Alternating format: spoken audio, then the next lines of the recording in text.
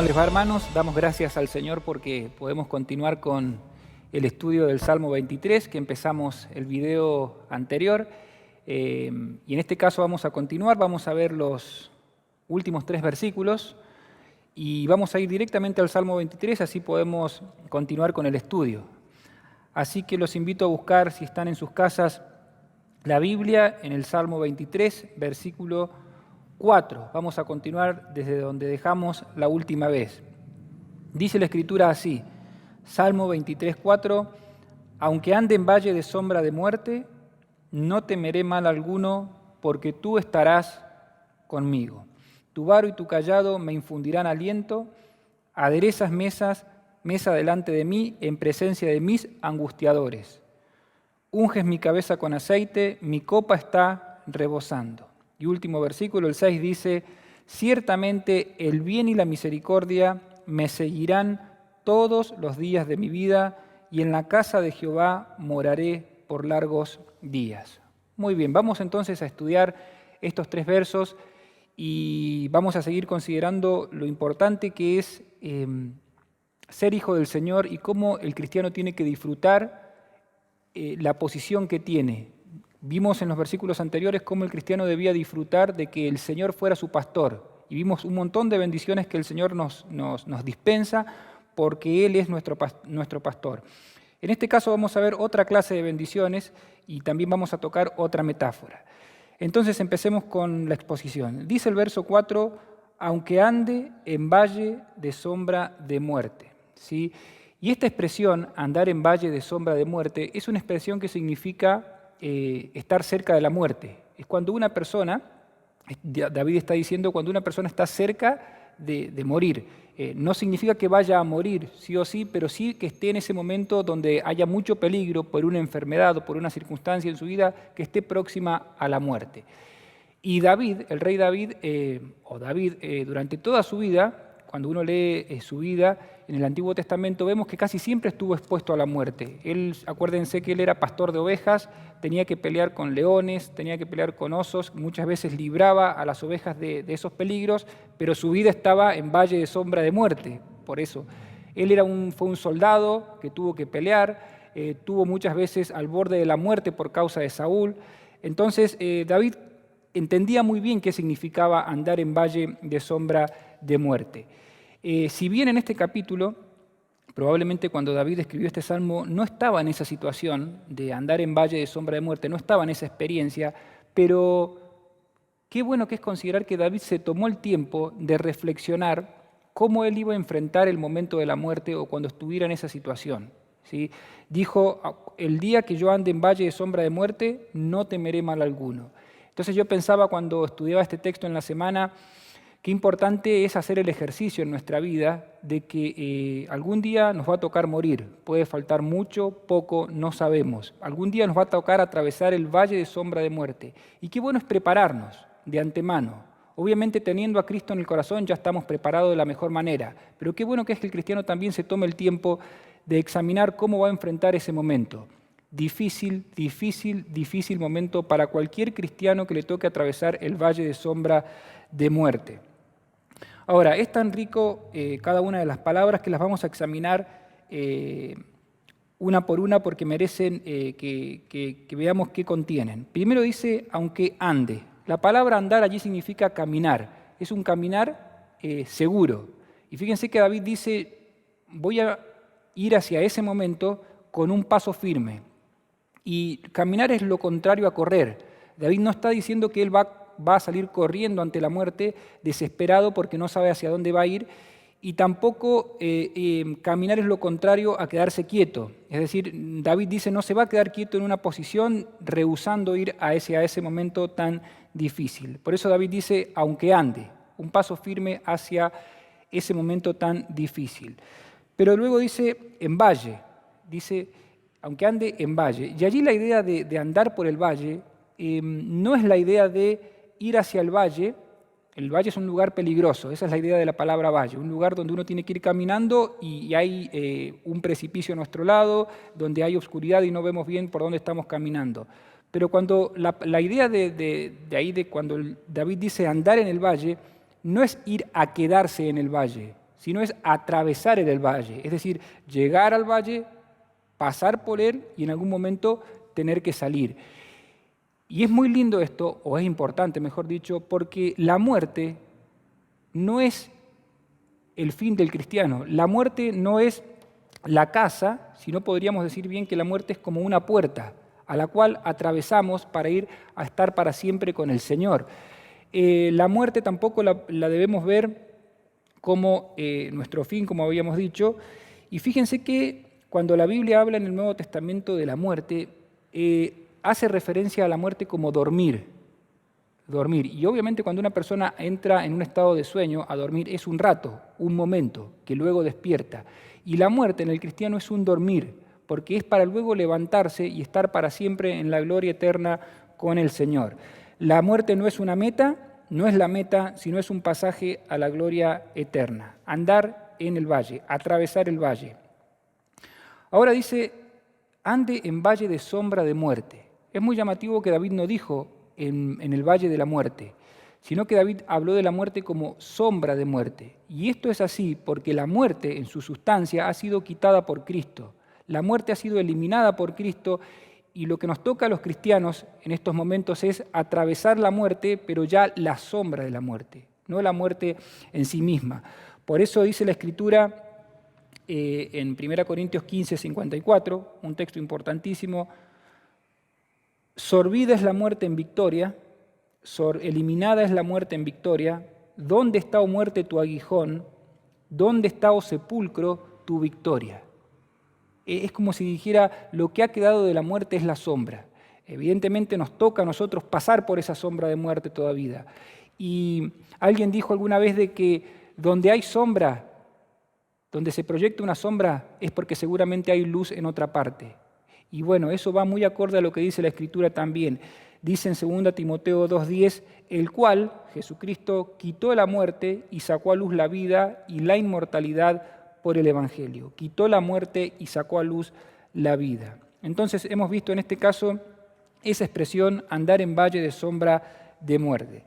Y sigue diciendo David, no temeré mal alguno, porque tú estarás conmigo.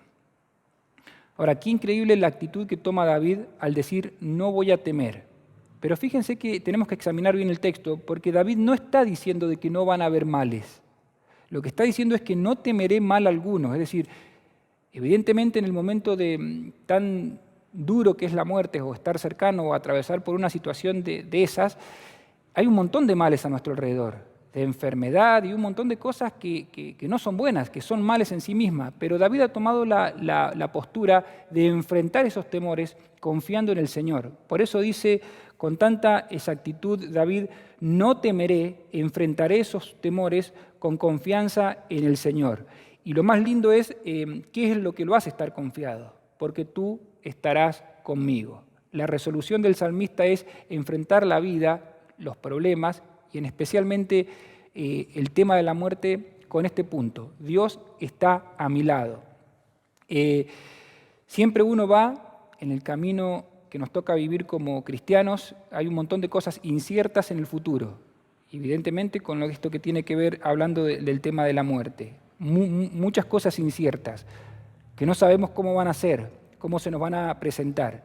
Pero sí hay algo que es seguro, lo que decía David acá, el Señor va a estar conmigo.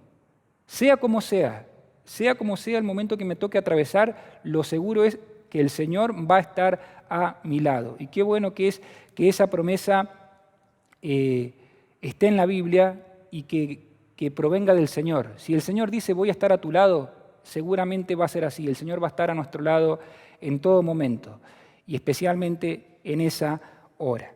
Tú estarás conmigo, tu vara y tu cayado me infundirán aliento.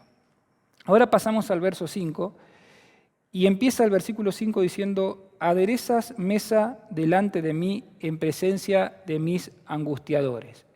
Y aquí hay un cambio de metáfora, porque ya David no va a hablar más del pastor y de la oveja, sino que ahora David se va a concentrar en hablar de un anfitrión, podría ser un padre de familia, alguien que recibe a alguien en su casa y lo tiene que atender. Esa es la idea que va a presentar en los dos versos que siguen, en el 5 y en el 6. Un anfitrión, alguien que recibe a alguien en su casa. Ya vamos a comentar un poco más de esto.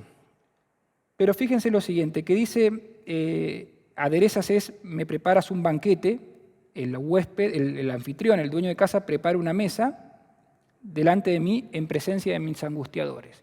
Y ahí cuando habla de angustiadores, en otras versiones dice adversarios, podrían ser enemigos. Y es muy llamativo que David, siendo un buen hombre de Dios, una persona también muy buena con el pueblo, tuvo durante toda la vida adversarios y enemigos, personas que no lo querían, evidentemente por ser del Señor siempre, ¿sí? Y esto nos tiene que llevar a una reflexión de que el cristiano en este mundo va a tener enemigos. Es un error pensar de que nosotros vamos a ser amigos de todas las personas del mundo y que no tenemos que tener conflicto con ninguna persona del mundo, ¿sí? Nosotros eso es un error, es una forma mala de ver la amistad, porque la Biblia lo que nos manda es hacerle fiel al Señor, y en esa fidelidad al Señor seguramente el cristiano va a cosechar muchos enemigos, ¿sí? Y el mejor testimonio que tenemos es al Señor Jesucristo mismo. Dice la Biblia que Él, cuando leemos en los Evangelios, tuvo un montón de enemigos. Y aquellos que quieran seguir a Cristo seguramente van a tener en el mundo un montón de personas, obviamente que no conocen a Cristo, que van a estar en contra de Él. Pero lo llamativo del texto es que dice, aderezas mesa, me preparas un banquete en presencia de mis angustiadores. Y aquí es donde viene lo increíble del texto, porque David está diciendo de que Dios le prepara un bienestar para él en presencia de aquellas personas que no le quieren. Y para expresarlo en una figura, o para tratar de entenderlo mejor, es como si alguien nos invitara a una casa y nosotros entramos a esa casa y el dueño de casa nos prepara el mejor banquete, pone la mesa con adornos, sirve las copas y nos invita a que nos sentemos con tranquilidad, con paz, a poder disfrutar de ese banquete.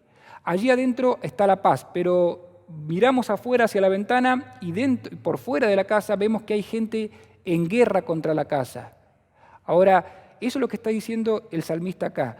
En la presencia del Señor hay paz, hay bienaventuranza, pero está diciendo David que fuera de ahí, fuera de esa presencia del Señor, las personas contra Él tienen problema contra Él. Dice, aderezas mesa en presencia de mis angustiadores. Fíjense que hay un texto en el Salmo 27 donde David expresa más o menos lo que venimos diciendo. Dice, aunque un ejército acampe contra mí, ahí está el conflicto, no temerá mi corazón, ahí está la paz. Aunque contra mí se levante guerra, de vuelta ahí está el conflicto, yo estaré confiado. Fíjense cómo se divide. Por dentro está la paz, por fuera está el conflicto. Y hay otro texto que dice, mucha paz tienen los que aman tu ley. Mucha paz tienen los que aman tu ley, ¿sí? Continuamos. Dice la parte B del texto, del verso 5, unges mi cabeza con aceite, mi copa está rebosando. Aquí hay dos actitudes que el anfitrión de una casa normalmente tenía con el huésped. Y esto hay que entenderlo porque en los tiempos bíblicos y digamos en el Oriente, la costumbre, y prácticamente no era una costumbre, sino era una ley, de que el anfitrión de una casa, la persona que era dueña de la casa, cuando recibía un invitado, lo tenía que tratar muy bien. No era solo una costumbre, era un deseo que tenía el dueño de casa y era una ley, se sentía obligado a tratar bien al invitado. Y si uno va y revisa en algunos ejemplos bíblicos, lo vamos a encontrar. Por ejemplo, encontramos cómo Abraham recibió en su casa a los 2 enviados de Dios. Encontramos cómo Lot también recibió en su casa a personas enviadas por el Señor. Y como decimos, era una ley de ese lugar, era como una tradición tratar muy bien al invitado. Y no solamente cuando hablamos de invitados, no solamente hablamos de personas que eran conocidas o familiares de ellos. Si había un extranjero o inclusive alguien que no se lo conocía y estaba pasando por allí y no tenía dónde pasar la noche, era una ley de ellos, se sentían obligados a invitarlo a su casa, a tratarlo lo mejor posible, a que pudiera descansar para que luego continuara el camino. Y aquí dice David que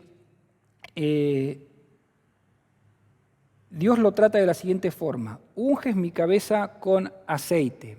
Y esta era una de las costumbres que se tenía con el invitado. Cuando el anfitrión quería mostrar complacencia y tratarlo lo mejor posible al invitado, una de las costumbres que tenían ellos era derramar aceite fresco sobre su cabeza. Esto obviamente hacía sentir muy bien al invitado, porque lo hacía sentir como que era agradable estar en la casa de ese hombre. Fíjense qué importante que era este acto de ungir a la persona con aceite, al invitado, que cuando el Señor Jesucristo estuvo aquí en la tierra y fue invitado a la casa de un fariseo, el fariseo lo recibió en su casa, al Señor Jesús, nada menos que al Señor Jesucristo, y el Señor Jesucristo, después de haber entrado a su casa, de haber sido recibido, le recriminó al fariseo, le sacó en cara de que no le había tratado cordialmente. Dentro de algunas cosas que le dice, le dijo esto: no ungiste mi cabeza con aceite. Lucas 7:46. No ungiste mi cabeza con aceite, no me trataste como realmente merecía ser tratado. Ahora, damos gracias a Dios que Dios no es como el fariseo. ¿Sí? Cuando nosotros hemos sido traídos a la comunión con Dios, cuando hemos conocido a Cristo, Dios nos ha tratado de la mejor forma. Y esa es la idea que tiene David en este caso de ser ungido con aceite. Dios le ha tratado con beneplácito en su presencia. Dice la otra expresión: mi copa está rebosando. Y esta era otra actitud que tenía en ese tiempo el dueño de casa. Cuando servía la copa del invitado, él mismo se la acercaba. Y en este caso David dice que la copa que el Señor le ha dado es una copa que está al tope, está rebosando. Eso habla de abundancia. Y cuán bueno es el Señor para con nosotros, para con sus hijos, que todas sus bendiciones nos han sido dadas en abundancias.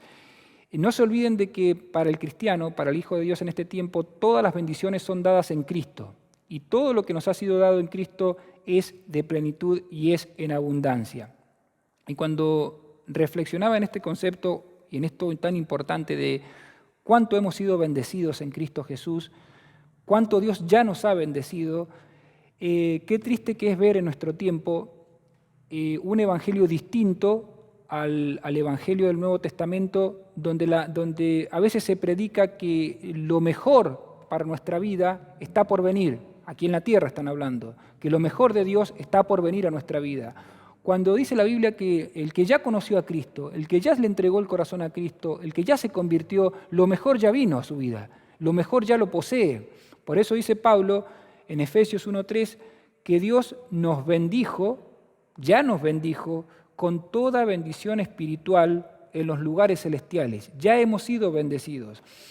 Y como recién decía, es triste ver que el cristianismo de este tiempo valora tan poco las grandes bendiciones espirituales que ya poseemos en Cristo y mendigamos bendiciones terrenales y éxitos temporales. ¿Cuánto se ve esto? ¿Cuánto se ven mensajes usando la misma Biblia que lamentablemente están demandando más de Dios, demandando más bendiciones de Dios, y se olvidan de las grandes bendiciones espirituales que el Señor ya nos ha dado? Esto me hace recordar a la historia del hijo pródigo. ¿Se acuerdan cuando aquella parábola que contó el Señor, que había un padre de familia que tenía 2 hijos, uno de los hijos decide irse de la casa, le pide todo a su padre, este hijo malgasta todo, arruina su vida prácticamente y en un momento se arrepiente estando lejos de la casa del padre y él toma la decisión de volver a su padre con una actitud de arrepentimiento. Y dice la parábola que llega a la casa del padre arrepentido, le pide perdón al padre por lo que hizo y más allá de que el padre le perdonó, que es la actitud del padre y la actitud de Dios hacia nosotros, lo llamativo de la historia, lo que el Señor quiso dejar muy marcado es cómo le trató el Padre una vez que lo perdonó. Dice la historia que puso un anillo en su mano, en el hijo que se había ido, que le dio nuevos vestidos, que le dio zapatos nuevos y que hizo una fiesta en honor a él. Ahora, estos detalles son importantes en esa parábola porque habla de lo bien que el padre recibió al hijo y cuánto el padre se había complacido de que el hijo estuviera allí y cómo lo bendijo en sobreabundancia, a pesar de todo lo que había hecho, cómo lo bendijo en sobreabundancia porque él ya estaba en casa. Y esa es la idea que queremos transmitir con este salmo, de cuánto Dios ya nos ha bendecido y cuánta bendición ya posee el cristiano en Cristo Jesús, ¿sí? En la persona de Cristo Jesús. Por eso preguntaba, mientras estaba escribiendo este mensaje, si realmente como hijos de Dios, si tuviéramos que decir sinceramente, podemos decir las palabras de David, mi copa está rebosando, estoy contento con las bendiciones que ya tengo del Señor. Y no estoy hablando de bendiciones temporales, no estoy hablando de si tengo o no tengo una casa, si tengo o no tengo un auto, si tengo o no tengo un gran trabajo, si estoy contento, satisfecho, feliz con ya poseer a Cristo, con ya poseer la salvación, con ya poseer todo lo que tiene que ver con la comunión con Dios. Hablando de cosas terrenales y bendiciones espirituales, hay una historia que dice que había un hombre muy pobre, un hombre cristiano muy humilde, y que le trajeron los hermanos un poco de pan y un vaso de agua fresco, ¿sí?, para que pudiera beber. Y este hombre, al ver eso, exclamó, todo eso y además Cristo, cuánto valoraba ese hombre a Cristo Jesús, y partiendo de allí valoraba todas las otras bendiciones. Partiendo de la bendición central valoraba todo lo demás que tenía. Ojalá que podamos tomar siempre esa actitud en nuestra vida. Vamos terminando. Dice el verso 6, ciertamente el bien y la misericordia me seguirán todos los días de mi vida. Y aquí hay algo que David quiere dejar sentado. Él dice que todas esas bendiciones que él tiene por estar en comunión con Dios, todo ese buen trato que Dios les dispensa hacia él, van a continuar, van a ser firmes en su vida. Por eso dice, el bien y la misericordia de parte de Dios me seguirán, serán continuos todos los días de mi vida. Y qué bueno que es pensar de que lo que Dios da no lo quita. Todo lo que Dios nos ha sido dado no lo quita. Pero no solamente eso, el hecho de que Dios mantenga su misericordia sobre nosotros, mantenga su amor sobre nosotros, y por eso dice la Biblia en el Antiguo Testamento de que su amor va a ser eterno. Con amor eterno te he amado. Cosa de que Dios nosotros podamos estar seguros de que su amor va a estar constante en nuestra vida. En el Nuevo Testamento encontramos que Pablo dice, nada ni nadie nos podrá separar del amor de Dios. Vamos a estar continuamente unidos bajo el amor de Dios y siempre que es en Cristo Jesús, Señor nuestro. Por eso, cuán agradecidos y seguros debemos estar de que el amor de Dios hacia nosotros no va a disminuir con el paso del tiempo.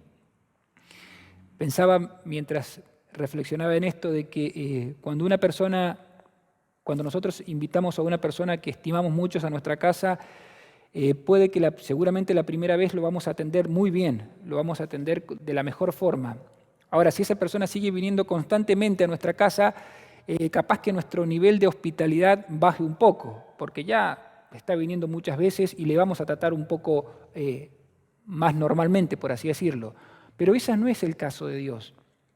Nosotros estamos siempre en comunión con el Señor y su actitud es siempre la misma para con nosotros. Siempre es la actitud de estar en complacencia por causa de Cristo hacia nosotros. Y ahora sí vamos a la última frase del texto. Dice, y en la casa de Dios o en la casa de Jehová moraré por largos días. Y termino con esto. Aquí David está expresando el deseo de permanecer en la presencia de Dios, porque en la casa de Dios está hablando de la presencia de Dios, está expresando el deseo de quedarse allí, vivir allí en la comunión con Dios. ¿Por qué? Porque le hace bien, porque le agrada. En la casa de Jehová moraré por largos días porque realmente es lo que mi alma necesita, pero también es lo que le hace muy bien a mi alma. Por eso en el Salmo 84, 1 y 2, es también escrito por David. David dice así: «Cuán amables son tus moradas, oh Jehová de los ejércitos. Anhela mi alma y aún ardientemente desea los atrios de Jehová. Mi corazón y mi carne cantan al Dios vivo». Ahora examinemos el texto porque es importante. David está diciendo de que su alma, su ser interior, desea estar con Dios, desea su corazón cantarle a Dios. ¿Pero por qué? Porque primeramente ha dicho: «Cuán amable me son tus moradas», porque él disfruta. Él le hace bien estar en comunión con Dios, disfruta estar en los caminos del Señor. Y permanecer en los caminos del Señor, ahora ya hablando un poco más de nosotros, andar en los caminos del Señor tiene mucho que ver con placer, con gozo, con bendiciones que encontramos al lado del Señor. Tiene que ver con eso. Por eso en estos días pensaba de que muchos, y a veces se vienen a la mente personas, muchos abandonan el camino del Señor, abandonan la comunión con Dios, no tanto porque reciben presión del mundo, no tanto porque no soportan la presión de seguir a Cristo, sino porque no encuentran placer, no encuentran un disfrute, no encuentran satisfacción en los caminos del Señor. Algunos aguantan ese estado de no encontrar algo que los retenga hasta que ya el mundo los vence y se van. Pero en el cristiano es diferente. El cristiano seguramente va a sufrir la presión del mundo, pero se queda en los caminos del Señor porque le hace bien, porque le conviene, obviamente nos conviene seguir al Señor en todo sentido, pero porque también hallamos disfrute y hallamos placer y nos hace bien. Podemos decir como David: «Amables son tus moradas». Termino con esta historia que también está en la Biblia. En cierto momento el Señor Jesucristo, esto está en Lucas, en Juan, capítulo 6, dio un mensaje duro hacia la multitud y hacia sus discípulos sobre el seguir a Cristo y qué implicaba. Y muchos volvieron atrás de los que escucharon ese mensaje, ya no quisieron seguir a Cristo. Entonces, en un momento el Señor mira a los discípulos y les dice: ¿queréis acaso iros también vosotros? Es diciendo, si ustedes también quieren apartarse, pueden apartarse. Y lo llamativo de esto es que Pedro fue el que contestó, y la respuesta de Pedro es la que nos tiene que llamar la atención. Pedro dijo: «Señor, ¿a quién iremos?». Pero acá viene lo lindo. «Solo tú tienes palabras de vida eterna. Señor, nos vamos a quedar a tu lado, porque estar a tu lado nos hace bien. Tus palabras son de vida eterna, nos confortan. Tus palabras nos animan y estar a tu lado nos hace bien». Muchas personas que estuvieron al lado de Cristo estaban por algún motivo, por algún motivo externo, y en algún momento abandonaron. Pero los discípulos siempre estaban por placer. Era difícil seguir al Señor, seguro que era complicado estar al lado del Señor por todo lo que exigía, pero principalmente era un privilegio y un placer estar en comunión con el Señor. Por lo tanto, creo que el resumen de este salmo sería ese: el placer de la comunión con Cristo. Mis hermanos, hoy hay muy poco de esto, hay muy poco de experimentar comunión agradable con el Señor. A veces se torna una montaña, una cuesta arriba el ser cristiano, y no debería ser así. No debería ser así. La comunión con el Señor es hermosa, estar al lado del Señor es lo mejor. Saber que el Señor es nuestro pastor nos tiene que animar, y no solamente eso, saber que el Señor tiene las mejores bendiciones, ya nos ha dado las mejores bendiciones en Cristo Jesús. Por eso los animo a que relean este salmo, que mediten en este salmo, y que todo lo que se ha expuesto en este video y en el video anterior les pueda servir, les pueda animar para su vida espiritual. Que el Señor los bendiga.